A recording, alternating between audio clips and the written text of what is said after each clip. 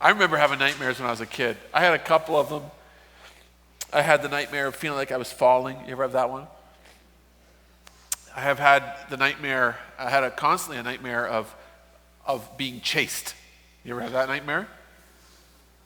And not being able to be fast enough. I've had the nightmare, and this has happened more than once. It's happened especially now later years, where I forget a deadline. Like I'm supposed to have my sermon done, but I'm not ready. And someone's asked me to come up to preach, and I'm not prepared. And I mean, it is real. I'm waking up in a panic. Just checking my alarm, checking it over again. I remember some of those nightmares when I was very young, where I would hit me so bad. My room was next to the end of the hall, and Mom and Dad's was the last room on the left-hand side before the end of the hall. I remember getting out of my bed. I think my dad and Mom may have sabotaged all our beds to creak so they can know when we're moving. But I would get out and it would great, and they would know that Jamie's up.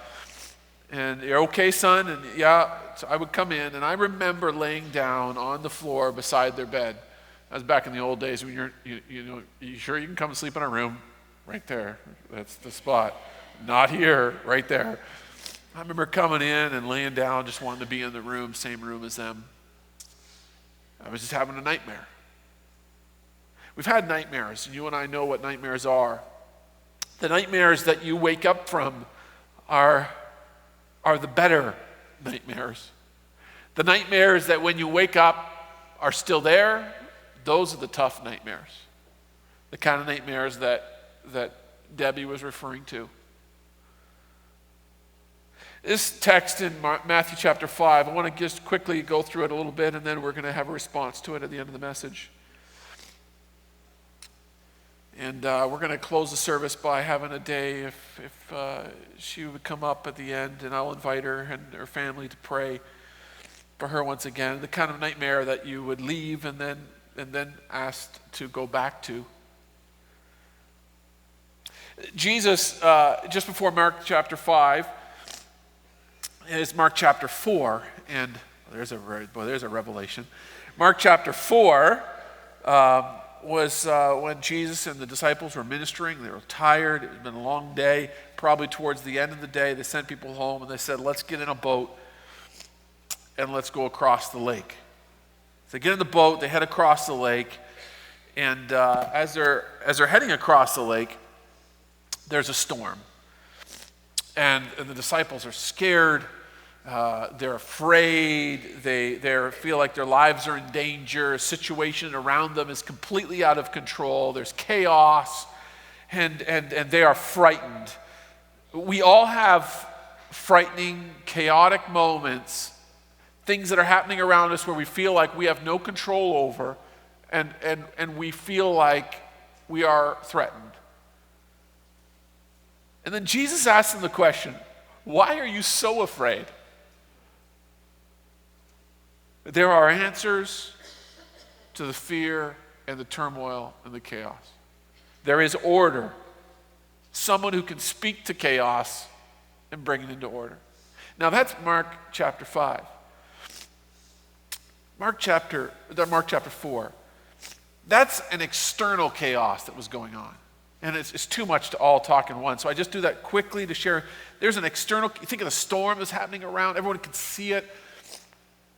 The fear, the feeling of being out of control, the chaos, all that is external.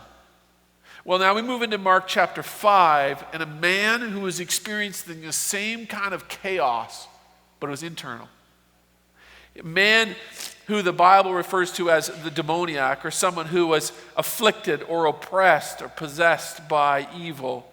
His life had been taken over by evil. He was experiencing the same chaos, the same storm, but it was internal, and it was manifesting itself externally in areas like violence and strange, awkward behavior. Let me read for you as a piece. Mark chapter 5. They went across the lake to the region of Gerasenes. When Jesus got out of the boat, a man with an evil spirit came from the tombs to meet him. The man lived in the tombs, and no one could bind him anymore, not even with a chain, for he had often been chained hand and foot. But he tore the chains apart and broke the irons on his feet. No one was strong enough to subdue him. Night and day among the tombs. Now look at where he's living. Among the tombs and in the hills, he would cry out and cut himself with stones. And when he saw Jesus from a distance, he ran and fell on his knees in front of him, and he shouted at the top of his voice, "What do you want with me, Jesus, Son of the Most High God? Swear to God that you won't torture me." For Jesus had said to him, "Come out of this man, you evil spirit." Now, before I move, Mark, when he writes, he's kind of a funny writer. And he's not really nice and orderly as Luke was. He kind of writes all over the place. And if you follow this, it's a little bit confusing. He has, at the very beginning, the guy running down out of the hill, meeting Jesus. And then it kind of starts a little bit, and then it kind of moves back again to explain the fact that Jesus had said to him, "Come out of this man, you evil spirit." And then later on, you'll see the order kind of is all, it seems a little bit jumbled up. But what we do know is this, and I want to kind of put this in the context of as if this is that man's God story. And you have in your handout there a God story, something that it's a very simple way for you to fill out. You can fill out some information, and number one, and put one word beside what was life like before. And then God, what was the encounter like, and describe that, the events, the emotions, the facts, any patterns. And then finally after. And we're going to take those three and kind of apply this man's situation to them. If I were to describe this individual's life before his God encounter, I think probably nightmare would be a good one. Or chaos. Imagine the most eeriest of settings and landscapes, frightening. Jesus and the disciples landing on the shore after a storm. You know what it's like after the storm. You know, when things just seem to be all in a place they're not supposed to be in. Branches are falling down. Debris is washed up on the shore. Everything seems a little bit out of place. There are some caves and tombs, storm branches, debris. And then after all this, you can see on the mountainside, there's 2,000 pigs and some guys trying to keep them in order because they're all been worked up over the storm as well. And then in the middle of all of this naked man starts running down from the hill towards the boat, shouting and screaming and yelling at you. And we chose to follow Jesus. You imagine those disciples. What are we doing now? Probably be something like what my wife did when she saw the snake in the water last week. She grabbed the oar. All the kids, no, let's catch it. My nephew, he's trying to grab it. He did get it. He's holding it, putting it in his pocket. Pam still got the oar. She's like, we need to get that thing out. Growing up in Africa kind of sets you up to be a victor over snakes. When you get anything you get in your hand. Imagine this naked man starts running down the hill, screaming and yelling. Now, Matthew, when he talks about this, not Mark, but Matthew talks about the fact that there's another person there. There's another guy there that's the same way, that has the same affliction, the same propensity towards violence. It's interesting that these two tormented that region so travelers would avoid it. What was his life like before he encountered God? How? It was chaotic. He was unfit for the company of others. No one would be with him. He would hurt anyone around him. He was isolated. And even though he had company, his company was tormented by the same nightmare. He lived among the dead, dying, not living. Non-stop violence, destroying others, destroying himself. Tormented. Imagine the disciples when they witnessed this man. They must have been confused and scared. It's hard to identify with perhaps maybe having an evil spirit. But we do know what darkness looks like, don't we? We do know what it's like when we experience pain, and hurt people hurt. We do know what it's like to hurt, and we do know what it's like to hurt. We've experienced darkness.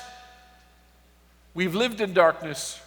We've seen too much darkness. We know what it is to rebel against God. We know what it is, as Pastor Summer said earlier, to feel unworthy or unclean, or know what a tomb is like. We know what it is to be isolated or have other people reject us.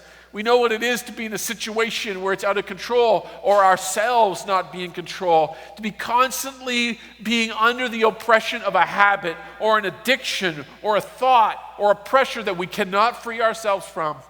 We may not be able to understand what this guy was doing living among the tombs. You've probably never lived among tombs, literally, but you probably have lived among tombs.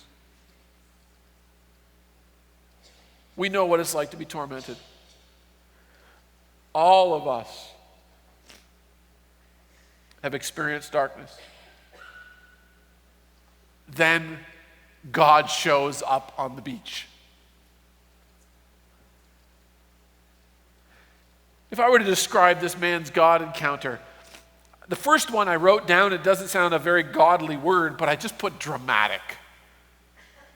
It has to be. It was such a dramatic occasion. I mean, the whole thing, the storm, even the build into it, it's just big and dramatic. Let me read for you verses 11 to 17. After this, and don't miss this order, Jesus tells out of this man, and then it says, Jesus asked him, "What is your name?" "My name is Legion," he replied, "for we are many." It's now he's speaking to the evil spirits that had tormented this man. A large herd of pigs were feeding in the hillside nearby, and the demons begged Jesus, "Send us among the pigs. Allow us to go into them." He gave them permission, and the evil spirits came out and went into the pigs. The herd, about 2,000 in number, rushed down the steep bank and into the lake and were drowned. Now, that's dramatic. Verses 6 and 7, though, when I started to read this, I thought, wait a minute. Verses 6 and 7 says, when the guy was running down the hill, screaming and yelling, Jesus Christ of Nazareth spoke to him, the one who has authority over death, hell, and the grave, and said, "Come out of this man," right? And yet, here he is asking and speaking to this evil spirit, still, after he said that. What's that tell you? Well, I'll tell you what it tells me. It tells me I have a question. I thought Jesus spoke, and he did speak, and I can imagine the disciples being a little bit confused because in Mark 1, just a few chapters earlier, he rebuked an unclean spirit and the spirit departed. So I would imagine if I had witnessed that, I would thought the same thing happened again. But it is obvious that when he spoke that, the man that was running down the hill had not changed. There was still something that had to be done. This man was still tormented. "What do you want with me, Jesus, Son of the Most High God? Swear to God that you won't torture me." That is death speaking. That is the doctrine of hell speaking. Jesus does not torture. He does not torment. He does not intend to bring and usher in pain in your life, to punish, to get after you, to put you down. He is not a torturer. Oh, the enemy would want you to believe that's what he's doing, but he is not that one. When those words are speaking, it's clear that there is still work to be done because hell was speaking through that mouth. He is the opposite of the one who tortures. He is the one who brings freedom, sets the captives free, was his mission. He's compassion. What's your name? He was about to sort out this thing. What's your name can mean name the thing that is that darkness. What is that thing that's got you? What is that Assyria, as Pastor Summer mentioned? It's interesting, you think of when Lazarus is called forth. Jesus said, roll away the stone, give me access. And then after they rolled away the stone, he says, Lazarus, come forth. He called his name. We sang that glorious day at the beginning of the song, the service. When you called my name, I came out of that tomb. Well, here's the interesting thing. You put that together with this text, and you can have this statement. God can call us out of death and can call the death out of us. Jesus Christ, the deliverer, can deliver you from death and to deliver death from you.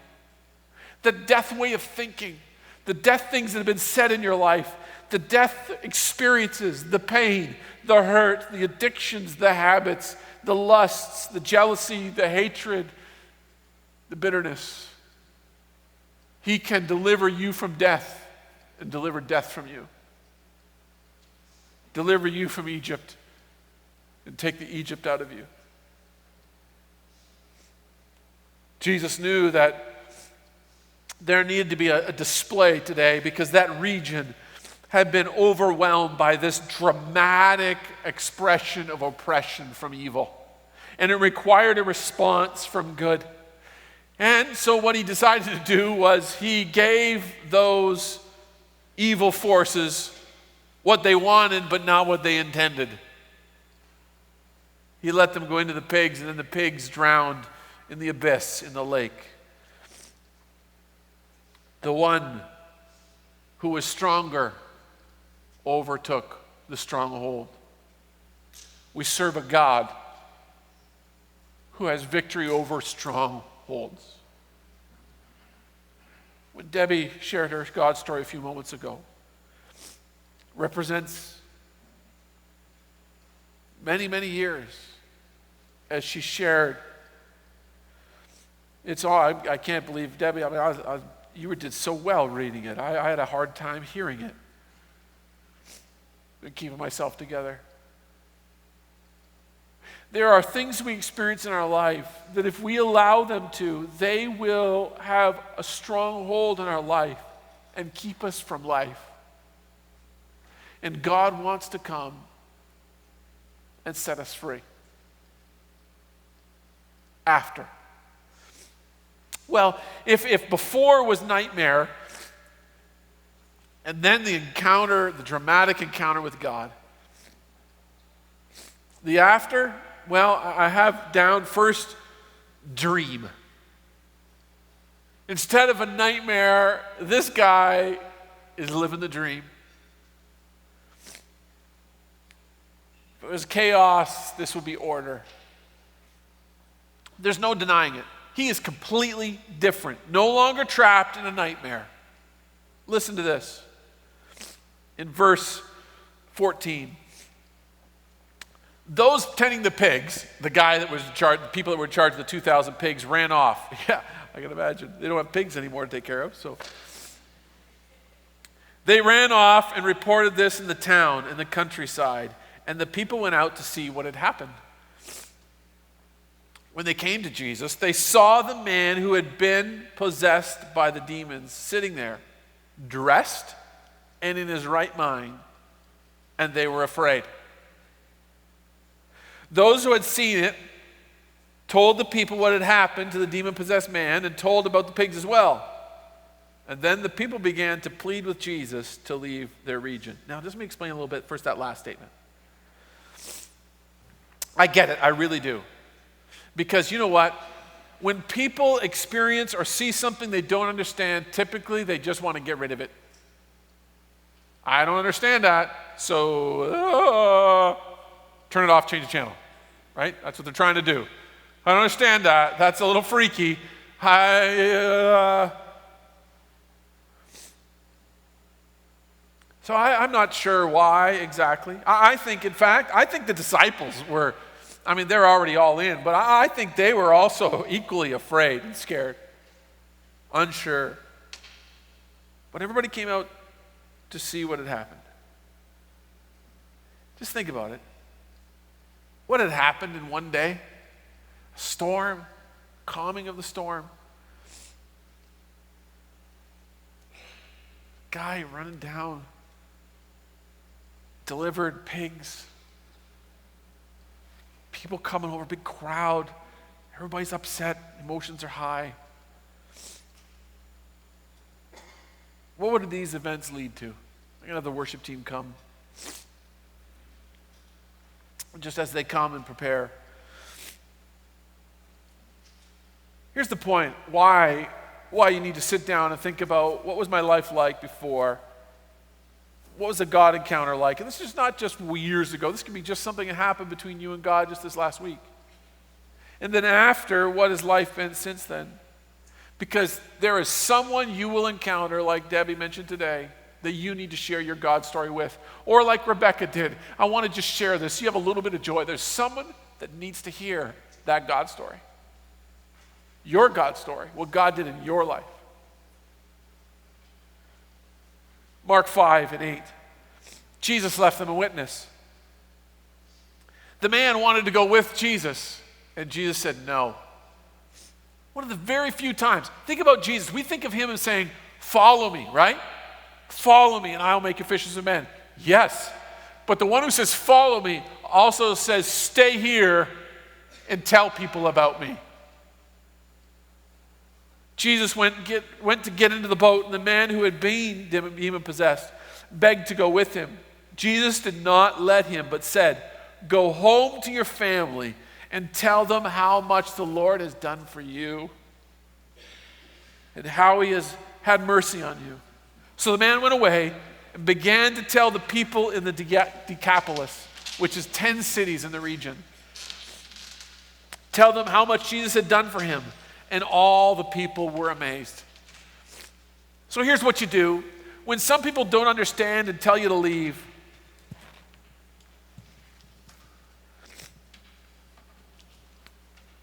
you keep telling your story because someone will listen. The gospel flourished in Decapolis. The book of Acts tells us about one city. Damascus was one of those Decapolis cities. Damascus was the city that Paul went to, Acts tells us. It was in Damascus, after Paul had his experience on the road, that there he was nurtured and discipled in Damascus. The region was a fertile place for evangelism. The woman of Samaria, the well, and this man, two powerful testimonies of encounters with Christ that had a huge impact in that region. So if I were to put it in one sentence, this is what I love about the God story. Give the one words and then make one sentence. This is what you cast with when you're being a fisher of men. You just throw this one out there. You don't wait for so you see a fish. You just throw this anywhere you can possibly think there might be a fish. You put together your God story in a one sentence and you fish men with it. This guy's God story with this. My life was a nightmare until one day I had a dramatic encounter with God. And ever since, I've been living the dream. Just throw it out. Someone goes, really? What are you talking about? Well, then you give them a little bit more after. It's helpful to see Jesus at work, exposing dark things. When dark things are hidden, they flourish. They continue to have a strong effect. Things like darkness and things that grow in darkness, live among darkness, seem to have strength as long as they remain in darkness. But then shows up the healer, the deliverer. He still stills storms. He still calms the waves. He still silences darkness. And he still heals what is hidden. So when I read Debbie's God story while I was on holidays last week, I was drawn to this text and the reality that there is more than likely someone here that has, as Pastor Summer said, an Assyria. God is calling your name. He wants to call you out of death and call the death out of you. He's no different today. He understands and he cares. Would you stand with me?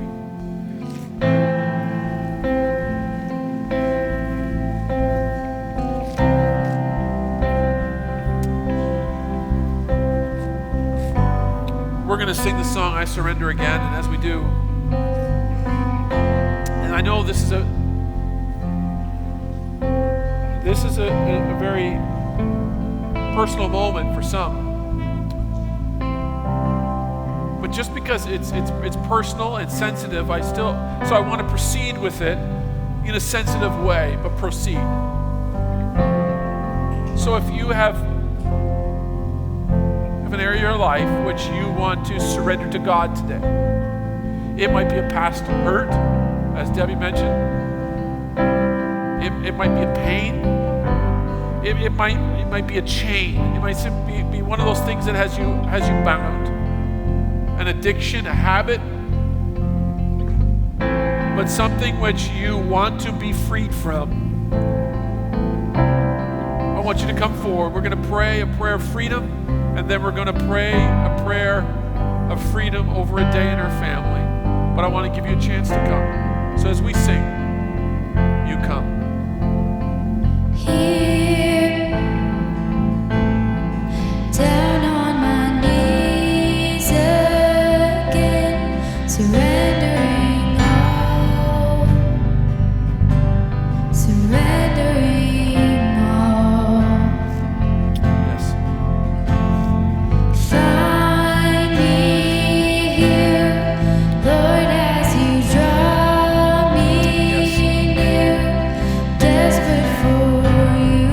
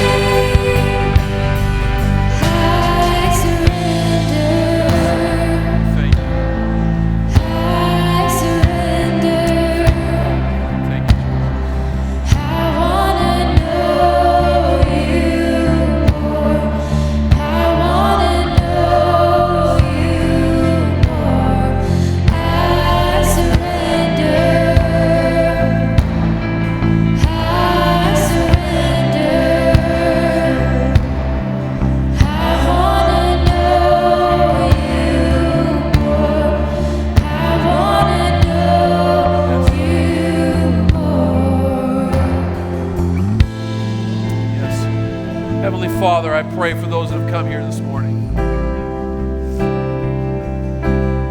And I think of the statement that came out of that man's mouth. That was words about torture, and it associated those words with Jesus Christ, with God. Lord, I pray that there will be a correcting in thoughts and in minds and in hearts and emotions today. I'm making right, because at times we can believe some of the lies of the enemy. Lies have been told to us in the past, lies about us, lies about God, that you would replace with truth. Your Holy Spirit teaches and leads into truth. And so, Lord, I pray for a divine replacement. That's a correcting of emotions, correcting of thoughts. You have not given us a spirit of fear, but of love, power, and a sound mind. Correct emotions, love, soundness of mind and thoughts. So, Lord, I pray that you would do a renewal work in these lives. From this moment, like Debbie talked about that day years ago when she encountered you, but even recently as she started to step out of a comfort zone, listening to you calling her deeper, closer. Lord, I pray today would be a benchmark for someone as they've rolled away the stone, as you've called their name, and as they've stepped out of the grave today. Lord, I pray that you would deliver, that you would breathe life into what has been dead for a long time. In the same way as there was a valley of dry bones, and you can bring it to life, that you would breathe life. We look for vital signs. Today, tomorrow, signs of life in these situations that have been brought forward to you. I think of that testimony just a little bit earlier of a mother who was desperate to have a child. I think of the joy of having life confirmed, receiving the gift of life. And Lord, I pray that you would give the gift of life to those who have come forward today.